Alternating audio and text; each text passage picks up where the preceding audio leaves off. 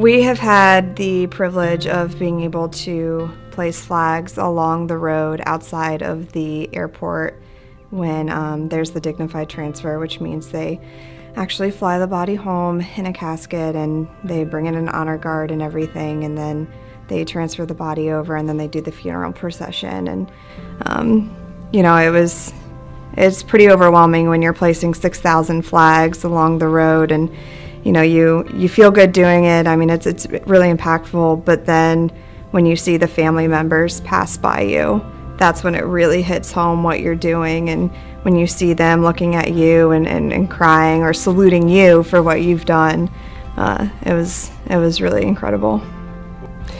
The most recent time that we had when we were putting flags out and so forth, there were so many people in the community that wanted to be a part of that. They were bringing their own flags. They were standing and lining the streets, and they were just wanting to know what they could do to be involved and to engage in the process, because, you know, they respect and they honor the sacrifice that the servicemen have, you know, given. What the families have told me is it's an absolute blur of red, white, and blue. But when they can come back home later, months, weeks later, and they see the pictures that people have taken and sent to them, and they can relive it with a little bit more detachment, they're overwhelmed by gratitude.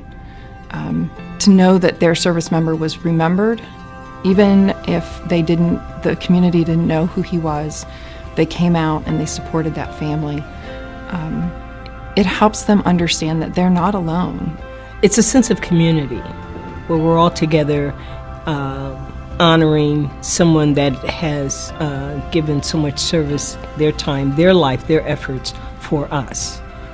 We were founded as a military aid society. I mean, that's something that is the root of our organization. And one thing that the Red Cross really is known for is that psychological support. I mean, sometimes, you know, we can provide a blanket, but it's more than just a physical warmth thing. It's something that, you know, you're actually comforting people and there for them in their time of need. And just that presence, I think, is a really big deal.